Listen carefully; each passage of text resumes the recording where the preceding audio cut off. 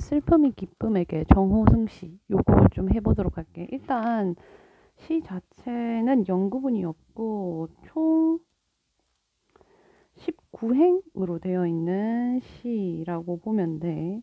그래서 요거를 나중에 세 부분으로 나누어 이야기를 해볼 건데 일단은 제목부터 좀 보도록 할게. 이게 제목의 특징이 있지? 일단 슬픔이 기쁨에게 라는 미완성의 문장을 제시하고 있다는 거야. 미완성 문장.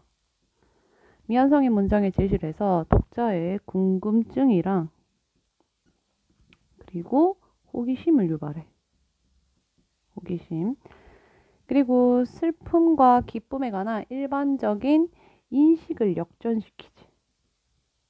역전.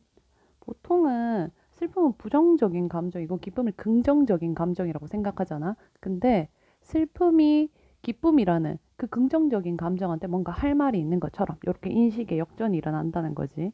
그리고 또 세 번째 특징. 그리고 슬픔이 기쁨한테 뭘 줄 것 같잖아. 결국 기쁨에게 많은 것을 주고자 하는 슬픔의 태도가 드러나는 제목이다 라고 보면 돼. 그래서 요 세 가지는 좀 기억을 하고 있자. 첫 번째 행부터 보도록 할게. 나는 이제 너에게도 슬픔을 주겠다. 이때 나는 누구지? 그렇지. 제목에 있었던 화자인 슬픔이 되겠지. 화자인 슬픔. 그래서 여기 이때 너는 또 누굴까? 이때 너는 청자인 기쁨이 되겠지. 청자인 기쁨. 칸이 좀 작아서 좀 알아서 좀 잘 보길 바래. 그래서 이때 화자인 슬픔이 청자인 기쁨한테 타인에게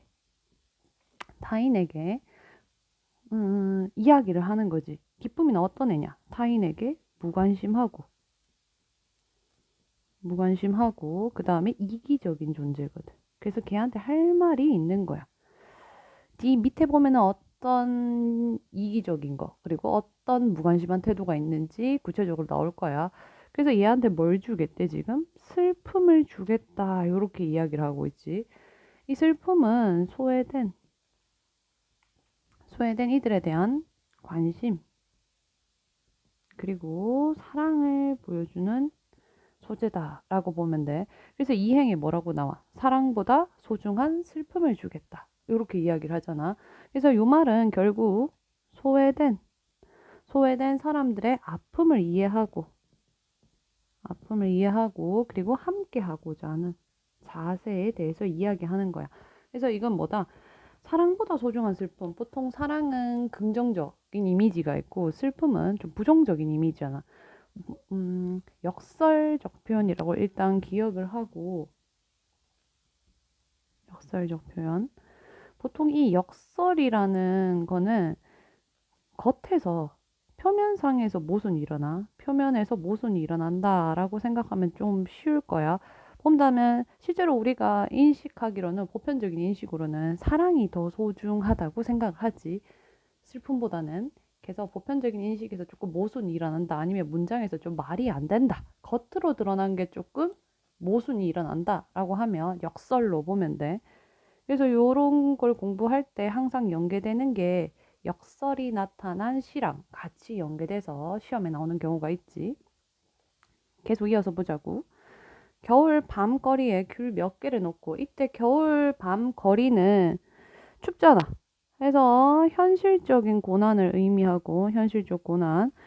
그리고 나서 또 다른 건 뭘까? 힘겨운 삶을 이야기하겠지. 추운데 밤이야. 얼마나 힘들어. 그리고 사행으로 가볼까? 살아온 추위와 떨고 있는 할머니에게 라고 하지. 추위에 떨고 있대. 맨 위에 있었던 걔랑 비슷하겠지. 고난이고 시련이 되겠지. 그리고 이때 이 할머니가 어떤 사람이다. 겨울 밤거리에서 지금 귤 팔고 있는 할머니. 딱 봐도 좀 힘들어 보이는 사람이지. 그래서 소외된 계층을 의미하고 소외된 계층 그리고 사회적 약자를 이야기하지. 사회적 약자. 계속 보도록 할게. 근데 이 소외된 계층이자 사회적 약자인 이 사람한테 기쁨이가 뭐한데 귤을 깎으며 기뻐하던 너 라고 이야기하지. 자, 그러니까 결국 기쁨이는 어떤 애다? 소외된 이웃의 아픔을 외면하는 애다라고 보면 되고, 그리고 그 귤값을 깎으면서 기뻐한다잖아. 자기의 이익만 좀 생각하지. 그래서 자신의 이익만을 추구하는 존재라고 보면 되겠지. 그래서 일행에서 우리가 아까 전에 그 청자인 기쁨은 타인의 무관심하고 이기적이다라고 했었잖아. 이 부분에서 이제 기쁨의 그러한 태도가 보인다라고 생각하면 되겠네.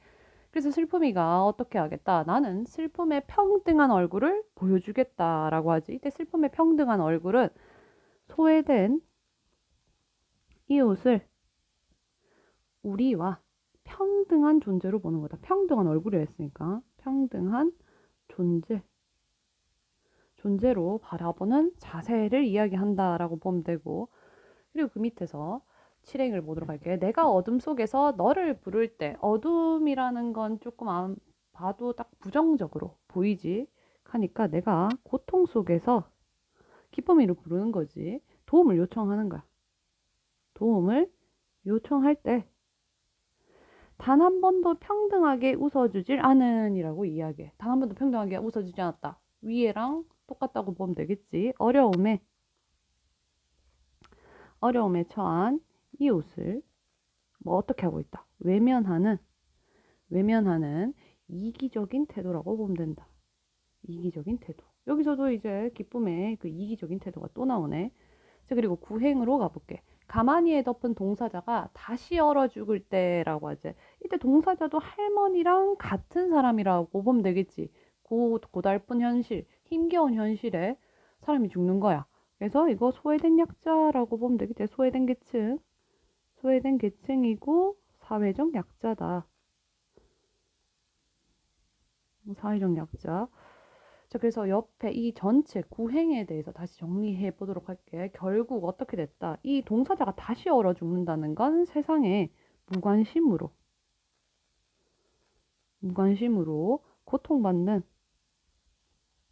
이들의 비참한 상을 이야기하지. 죽었는데 또다시 죽잖아. 얼마나 비참해. 그때 동안 아무도 발견을 못했다는 게 되고. 근데 죽었는 사람이 다시 죽는다라는 말 자체도 약간 모순이 되지.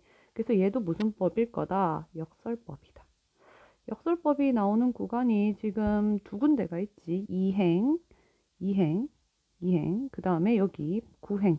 이렇게 역설법이 지금 나타나고 있다. 계속 보도록 할까? 자, 10행을 보도록 할게. 가만히 한 장조차 덮어주지 않았다. 그 동사자한테 넌 가만히 한 장 덮어주지 않았어. 그래서 이거는 이 동사자는 아까 전부터 우리는 알고 있지. 소외된 이웃이야. 소외된 이웃에 대한 이 가만히 있는 최소한의 인정을 이야기해. 많이 말한 것도 아니야. 가만히 앉아. 그 최소한의 인정조차 넌 해주지 않았대. 그래서 무관심한 너의 사랑을 위해라고 하지. 무관심한 너의 사랑이 뭐다? 위에 있는 그 소외된 이웃, 그 사회적 약자에 대한 그 도움이 필요한 이웃을 외면한 거. 이웃을 외면. 위해 흘릴 줄 모르는 너의 눈물을 위해라고 또 이야기하네. 흘릴 줄 모르는 너의 눈물. 결국 타인의 슬픔에 공감할 줄 모른다는 거야. 그럼 이때 이 눈물의 의미는 뭘 거다? 이 눈물, 타인에 대한 관심이 되겠지. 타인에 대한 관심과 사랑과 관심. 그래서 계속 보도록 할게. 자, 나는 이제 너에게도 기다림을 주겠다.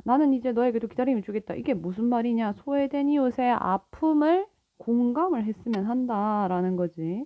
공감할 수 있게 슬픔의 가치를 깨닫는 시간을 주겠다. 깨닫는 시간. 그럼 이때 기다림은 뭘 거다? 소외된 자의 아픔에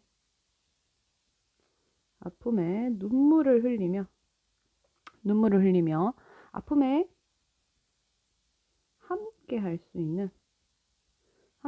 있는 진정한 기쁨으로서의 슬픔을 이야기한다. 조금 길지? 됐지? 자, 그리고 14행을 보도록 하자. 이 세상에 내리던 한방눈을 멈추겠다. 이 세상에 내리는 이 분데 이게 오타지 좀 알아서 수정을 하길 바랄게. 한방눈을 멈추겠다. 이때 한방눈은 안 그래도 추위에 살고 있는 사람들인데 한방눈까지 내리면 더 힘들 거 아니야. 그래서 이때 한방눈은 긍정적 의미가 아니고 소외된 이웃에게 더불어 또 고통을 주지. 고통을 주는 존재다. 그래서 요 시에서 한방눈은 부정적 의미의 시어로 쓰이고 있다. 근데 다른 데서는 한방눈이 긍정적 의미로 쓰일 때도 있지. 그때는 이제 시의 맥락을 잘 보고 판단하면 되겠지. 그래서 이때 한방눈은 결국 없는 사람들은 못 누리는 거잖아. 여유가 있는 사람들만 한방눈에서 구경을 좀 하고 즐기고 뭐 사진도 찍고 이러겠지. 그래서 가진 자들이 누리는 기쁨을 의미한다. 자, 그 다음부터 계속 넘어가 볼게. 자, 15행을 보도록 할게. 보리밭에 내리던 봄눈들을 데리고, 이때 이 봄눈, 한방눈이랑 당연히 대조되는 소재겠지. 봄눈은 소외된 이웃에 대한 애정. 당연히 겨울보다는 따뜻하겠지. 따뜻함을 이야기하고, 시류 16행. 추위에 떠는 사람들의 슬픔에게 다녀와서 눈구친 눈길을 너와 함께 걷겠다. 눈구친 눈길을 너와 함께 걷겠다. 이 말은 결국 너의 잘못을 일깨워 주는 거야. 아이고, 잘못을 일깨워 주고, 너의 잘못을 일깨워 주고, 뭘 깨닫게 하겠다? 슬픔 주겠다 했잖아. 슬픔의 가치를 깨닫게 하겠다. 결국 슬픔이는 너를 깨닫게 해서 함께 가려고 하지. 그래서 요 부분 함께 걷겠다.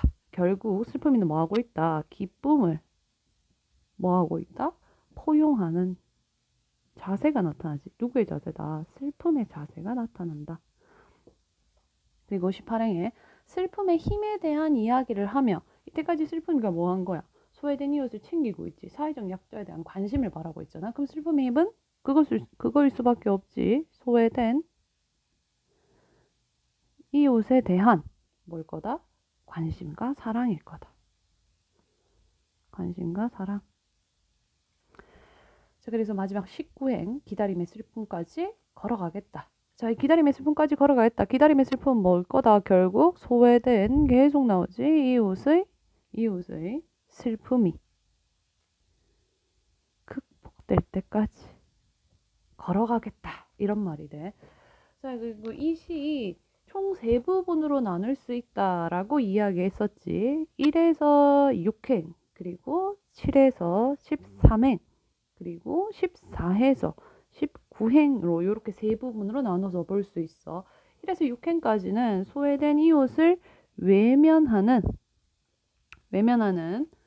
이기적인 너에게 뭘 주겠다? 슬픔을 주겠다. 그 이야기를 해. 1에서 6행까지. 그래서 이때 슬픔이라는 화자의 태도는 어떤 태도를 지니고 있다? 누구한테? 기쁨에게 슬픔의 의미를 알려주려고 하지. 알려주려고 한다. 그리고 7에서 13행을 보도록 할게. 7에서 13행 같은 경우에는 동사자가 얼어 죽어도 신경도 안 써. 그리고 할머니한테 귤 깎깎아 이런 무관심한 너한테 뭘 주겠다? 기다림을 주겠다. 기다림. 그래서 화자 태도는 소외된 사람들의 고통에 무관심한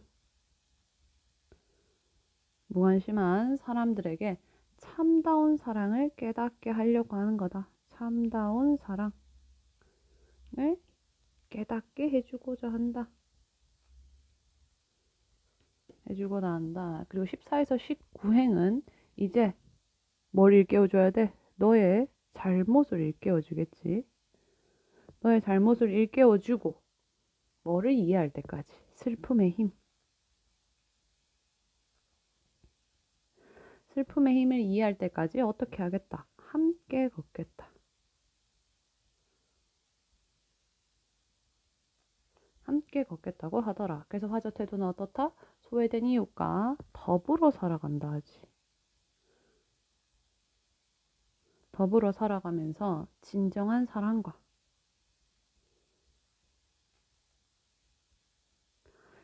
사랑과 화합이 이루어진 삶을 추구한다고 볼 수 있다. 그래서 시가 19행까지 되는 조금 긴 시긴 한데 그래도 하고 싶은 말은 딱 한 개지. 무관심한 너에게 슬픔의 힘을 주겠다. 이때 슬픔의 힘이 뭐다? 소외된 이웃에 대한 사랑과 관심. 요거더라. 그래서 우리 이 시 정리를 좀 해보도록 할게. 갈래는 자유시 그리고 서정시고 교훈이 있지? 교훈적. 그 다음에 또 어떻다? 비판하잖아 너를. 비판적. 교훈적, 비판적. 그리고 함께 하겠다. 이런 식으로 겠다가 나오지? 의지적. 그리고 슬픔, 기쁨이라는 상징적 시어도 많이 나왔다. 제재는 슬픔과 기쁨이고 주제는 뭐에 대한 이기적인 삶, 이기적인 삶에 대한 반성, 그리고 어떤 사회를 추구해야 된다. 더불어 살아가는 삶에 대한 추구. 더불어 살아가는 삶의 추구. 이게 주제다. 특징이 한 6가지 정도 있는데 특징을 좀 보도록 할게. 자, 일단은 슬픔이 기쁨에게 라는 일반적인 통념을 뒤집어 엎지. 일반적 통념을 뒤집는 어떤 발상, 역설적 발상이 나타나지. 역설적 발상. 발상으로 주제를 강조하고 슬픔의 의미와 가치를 되새기는 시다. 두 번째는 그리고 슬픔이고 기쁨이고 이거 전부 다 추상적인 대상이지. 그 추상적인 대상을 어떻게 하고 있다. 사람처럼 대하자. 너, 나, 뭐 이런 식으로 의인화하고 있지. 이 둘이 대화하는 것 같아. 그래서 슬픔, 기쁨이라는 추상적 개념을 의인화하고 있더라. 의인화하여 말을 건네는 방식으로 시상을 전개한다.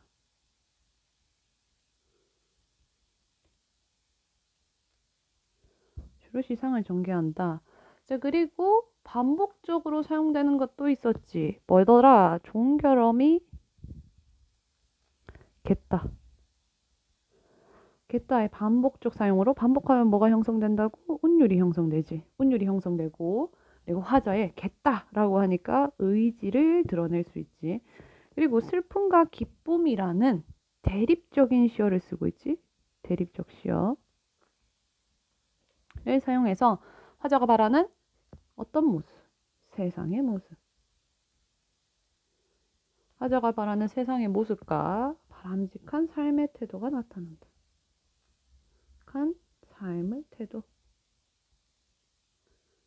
삶의 태도를 효과적으로 형성하고 있다. 당연히 슬픔이 기쁨에게 라는 우리가 일반적인 통념을 뒤집는 데 있었지. 이런 걸 낯설게 하기라고 해. 낯설게 하기 기법을 사용하여 신선한 느낌을 주고 있다. 그리고 운율을 형성하는 건 아까도 조금 나오긴 했는데 일단은 얘가 사음보야. 사음보고 그리고 니은 음운이 좀 많이 나와. 받침을 좀 보면 알 거야. 그리고 또 뭐도 반복되더라. 위에 나왔던 거 겠다가 반복이 되고 있지. 겠다라는 종결 어미의 반복이 나타나더라. 이러면서 운율이 형성되고 있다. 슬픔과 기쁨의 의미를 한번 다시 정리해 보도록 할게. 슬픔은 나였지. 기쁨은 너였지. 자, 슬픔이는 어떤 삶을 살아고자 한다. 소외된 이웃과 어떤 삶 더불어 살아가자 하더라. 더불어 살아가고자 한다. 그리고 기쁨이는 어떤 애였다? 소외된 이웃을 외면했지. 외면한테 자신의 이익만 추구하던 애였다. 자, 그리고 슬픔이 어떤 마음을 지닌 아이? 따뜻한 마음. 이웃을 생각하잖아. 그래서 따뜻한 마음을 지닌 아이고, 당연히 기쁨이나 어떤 아이다? 이기적인 마음을 지닌 아이. 마음을 지닌 아이다. 자, 그래서 여기서 이 시에서 기쁨이는 긍정적인 존재지. 당연히 너는 부정적인 존재지. 부정적 존재. 그래서 다시 문장으로 좀 정리를 해볼게. 슬픔과 기쁨을 뭐 하고 있다? 의인화하여 그 둘의 관계 속에 형성되는 주제를 상징적으로 전달하고 있다. 그래서 사랑보다 소중한 슬픔을 주겠다라는 모순된 표현, 역설법이라고 아까 이야기했었지. 표현에서 진정한 의미의 슬픔을 모른 채 살아가는 어떤 사람들? 이기적인 사람들에게 다른 사람을 생각할 줄 아는 마음을 가르쳐 주겠다는 주제의식을 강조하려는 의도를 담기 위해서 역설법을 썼더라 라고 보면 되겠지. 오늘은 슬픔이 기쁨에게를 했고 조금 긴 시였지. 한 번 더 정리하면서 마무리하길 바랄게.